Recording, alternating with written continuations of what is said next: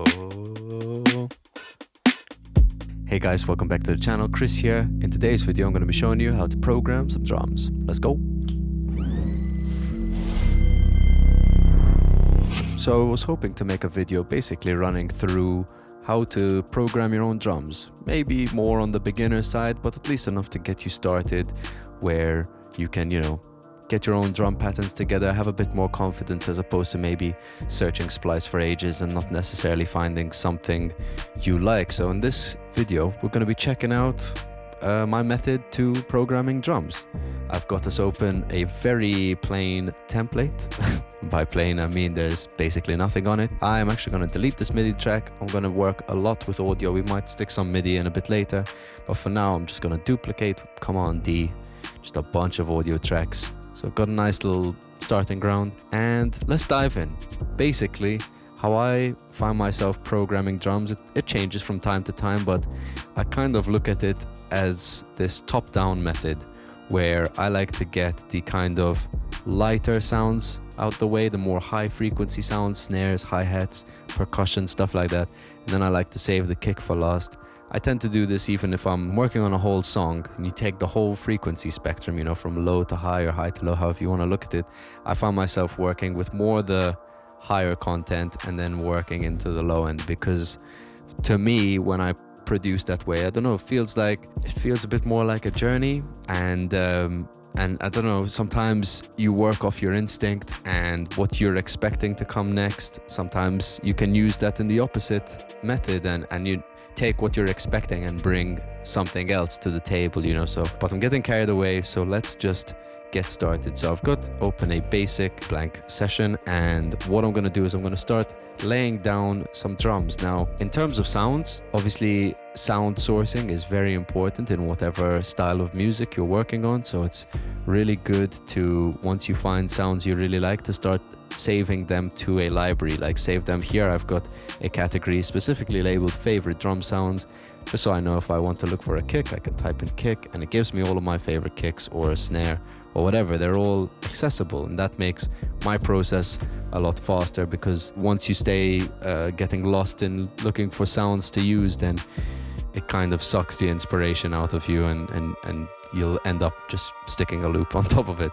So to get us started, I'm just going to find a snare or a clap or something just to give us a kind of quick pulse, and then some hats, and then I'll work on the kick. So let's see if I type in snare, what do we have?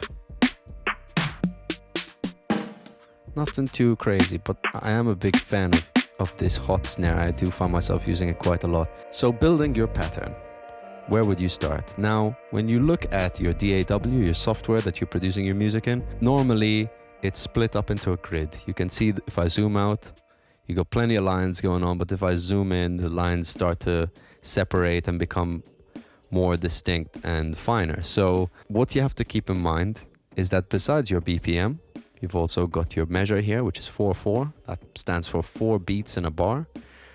And what is a bar? This is technically a bar from 13 to 14, and the beat is one of these, right? So you can obviously have divisions inside your beats. So let's work basic. I'm going to get that snare that I like, and I'm going to stick it on the 2 and 4 of the beat, right? So you've got 2 and 4. And I'm just going to copy that for 3 more bars. So now we've got 4 bars of the snare on the 2 and the 4. And what do I mean by the 2 and the 4? I mean 2, 4, 1, 2, 3, 4, right? So you're kind of working on this grid most of the time. Let's get some hats, and we're going to divide that to an even finer division. So I'm going to get a hat. Now I'm going to stick it on every one, right? So every beat of the bar, you get this.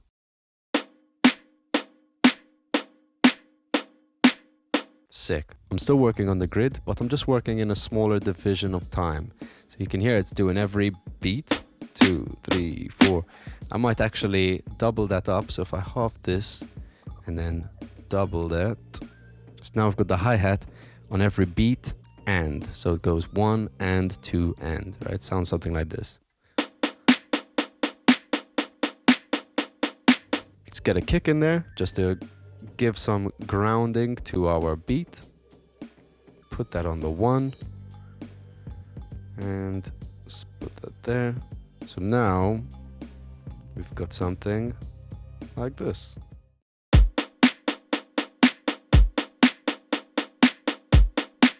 Right? Makes sense. Pretty basic, but we're going to expand on it and then we can always pull back. So I'm going to do that on the 1 and the 3. So now we've got a nice little... If you wanted maybe something a bit more 4 on the floor, as they say, you could literally do that. 1 on each beat. A bit more electronic, but I quite like it in this instance, so let's work with it. That's great. I like to look at this as the foundation of most of the drum beats I program, because you've got this kind of groove going on, but then just moving certain elements, 1 forwards or backwards, and 1 could mean anything in this case, because if you're zoomed out like this, you know, this is just an end of a beat, or if I zoom in, I could go even smaller and go in between the sounds. You know, so even just moving one of these elements gives me a bit more rhythm going on, but at least I have that foundation going on. And then I can work accordingly. So this is a nice little groove, but I want to give it a bit more movement, a bit more feel. So let me get something percussive like a shaker. Now a lot of these are shaker loops, but I'm looking for a 1 hit in particular. It's a nice little tambourine. So you can do something like what I just did earlier on that snare. And then maybe put this one on the snare. Great.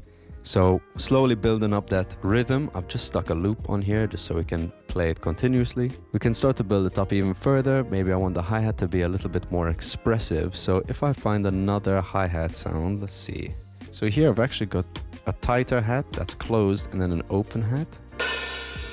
So we can use a combination of the two of them. If I get this tight hat and I'm gonna place it in between where the already existing hat is. So if I just do that and then copy, then I can just copy that over. So now we're gonna have more of a 16th rhythm or that kind of vibe.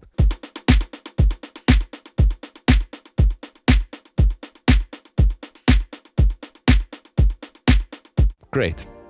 You know, adding a little bit more expression to the beat. It does feel a little bit robotic.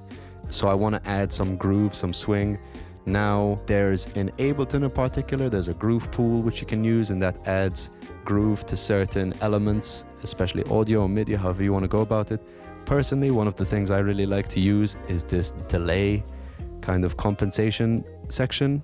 Track delays. Yeah, track delays, I guess. What that allows you is if you click on this little button right here and this section shows up, you can push or pull certain elements in time. So you won't actually see it on screen, but what it's doing is you have the option to either do this or to do that. So you can shift the track specifically. So what I'm going to do is I'm going to push this accent hat a little bit ahead of the beat. So I'm pushing it forward like that.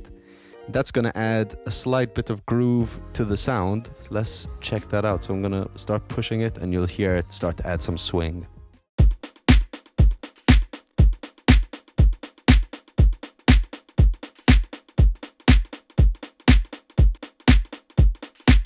So that's forwards, I can push it backwards.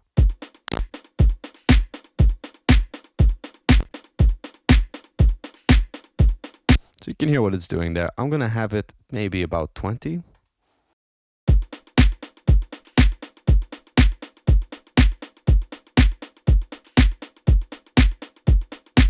Great, add a little bit of groove to that. Let's maybe make the kick a bit more expressive. Maybe I don't want it on every beat, but I want it on like just a bit more random. So let's see if I push this one ahead. Maybe like that. And then I can push this one ahead. And I might just take off that, actually. Take off that. Take off this.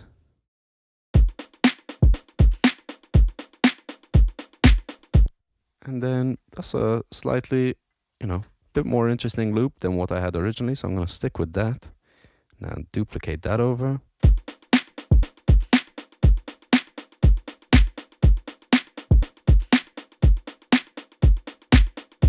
Sick. We've got our loop cooking. So what else can we do to make it, to bring it further? Obviously, these are all in steps. So how I like to look at this is once you've built up a lot of this pattern, then you can pretty much just duplicate the whole thing like this. You can get that whole loop and duplicate, and then you can start doing things like, okay, if this was a verse, maybe I don't want those accent hi-hats, and then we can just have something a bit simpler. Maybe I don't want those percussion as well, so it's just...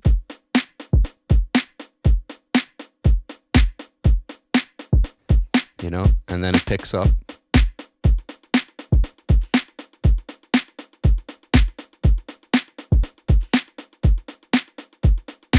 Sick. And we can actually even add our open hi-hat in there. So I'm just gonna take this all back real quick and let's get that open hi-hat going. So if I get this one, boom. So if I chuck this in there, I'm gonna make it a lot tighter. And I think it's also important, sometimes you wanna layer your sounds to add a bit of that effect. Sometimes you want to avoid it. In this case, I don't really want two hi-hats playing at the same time, because on a normal kit you can't play a closed hi-hat and an open hi-hat at the same time. So I'm just going to remove that, and at least it will keep the realism just a bit more in check. So let's see what that sounds like. Then I can add one more hi-hat to here.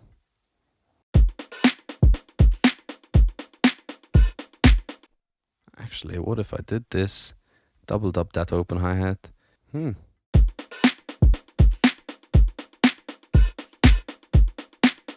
the same, I'll remove that hi-hat because it lands on the open one.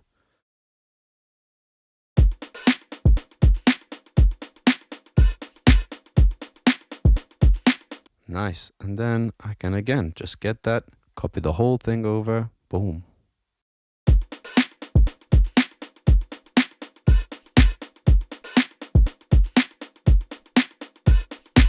All right, let's see how we can take this further. Get that loop back on. Might just make this first hi-hat the initial one. Might just make it a bit tighter. If I select it, I can go into warp, and then with this beats, if I set this transient loop mode to just the initial one-shot sound, I can pull back the envelope on it and make it a bit tighter. So let's hear that in solo.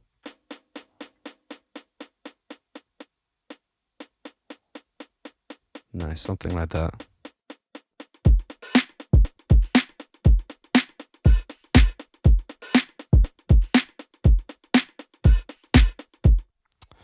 That tambourine is interesting, but I'm not vibing with it too much. I might just give it a bit of reverb to stick it a bit more in the background. So just get some reverb. I'll pull the level back as well.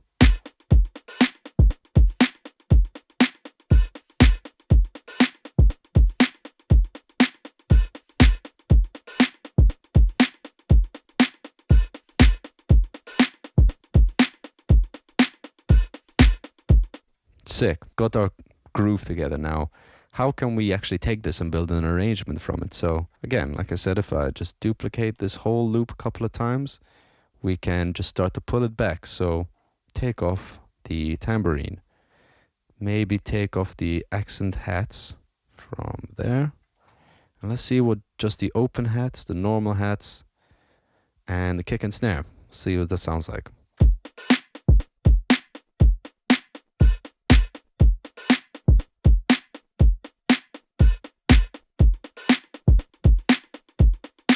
Nice, nice digging that. Take off that tambourine again.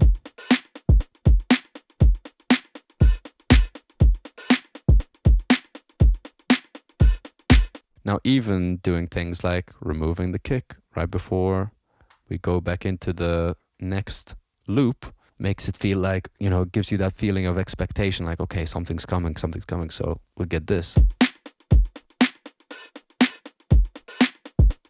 Even if I kept it longer, so did 2 bars where I removed those kicks, And now we've got this.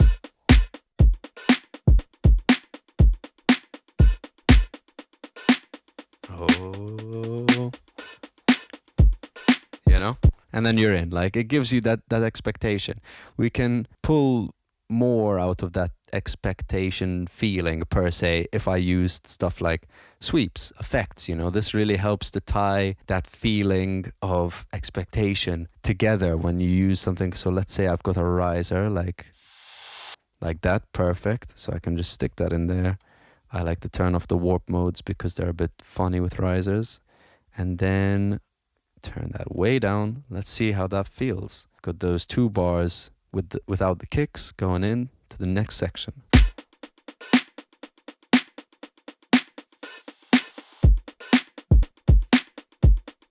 And again, what can we do to give that drop, you could say, a bit more feeling?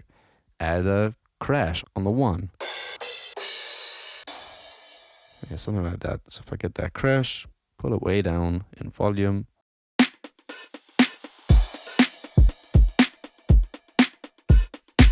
Sick. So obviously without any melodic sounds in the background, this might feel a bit strange. But once we add any type of instrumentation, whether it's a bass or a keyboard, a synthesizer, whatever, it will, you'd start to actually feel the arrangement of a song coming together. So I think it is really important. I'm a big fan of building up and then taking away, building a huge section and then pulling out as much as possible, because it really opens up the whole arrangement for you. So in this case, we started with this full kind of beat,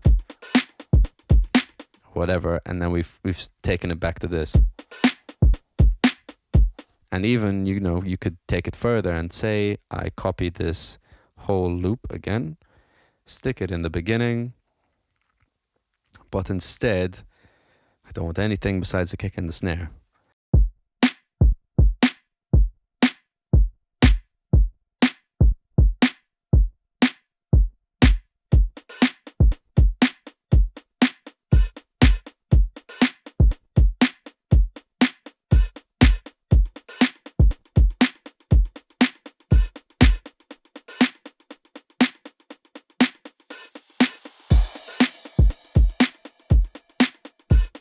Nice. So we're really starting to get that feeling of, progression, the arrangements coming together.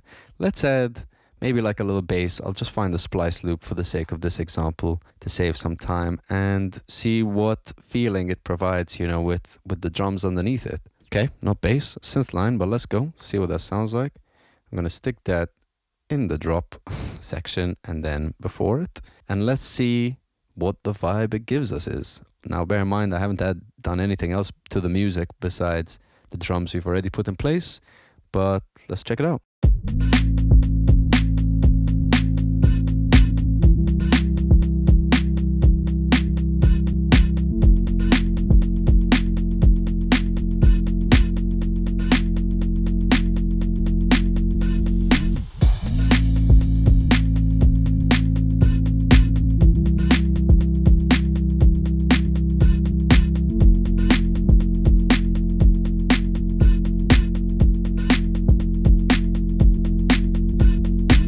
So you can see, if we just kept that loop, that drum loop going throughout the song, it wouldn't have really felt like much was progressing. But because we took away some elements, we put them back, and, you can really kind of direct someone's energy, someone's mood when they're listening to that song. So I like to look at this on a macro scale as well as a micro scale, right? So what I mean by that is, in terms, if it was macro, say like here where we've removed the hi-hat for the whole kind of pattern, or on a micro scale where, say, doing something like, I don't know, if I went to, one of my favorite things to do is at the beginning of a pattern, just remove everything and coming back in on the snare. So I'd leave the kick, and in this case I might leave that open hi-hat, but let's see, I might even shift the crash onto the snare so everything lands a bit more together. So let's see how that feels.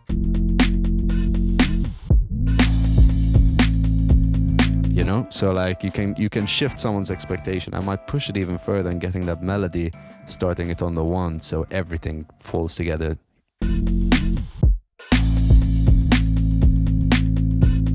know, so like you can really play with the expectation of people, and that's what I really enjoy about drum programming in particular. Now, I don't want to get too complicated because I understand I labeled this as a video for beginners and it's already starting to build up, but I might just leave it there for now because I think it covers the main ground. But stay tuned, I'll definitely do one where we'll get a bit more in depth, start at percussive elements and really build up. I've actually been wanting to make a video on percussion, in particular using obscure percussion, because sometimes obviously you can get samples online of pretty much everything, but I do really like finding random objects like this. This is one of my favorite things to use. You know, it's not really a sound you'll find, but it's a sound that exists, so why not use it and make something interesting with it? So that's probably about it for today. I want to try keeping these videos. I want to have at least a couple of videos that are less than 20 minutes because everyone, including myself, enjoys a short video. So that's probably about it for today. But thank you guys so much for watching. If you enjoyed this video, please leave a comment below letting us know what you think. I'd really appreciate that. Like and subscribe. The support really helps. And for those who have already done it, thank you so much. I appreciate that. Once again, I've been Chris Vella, and I'll catch you on the next one.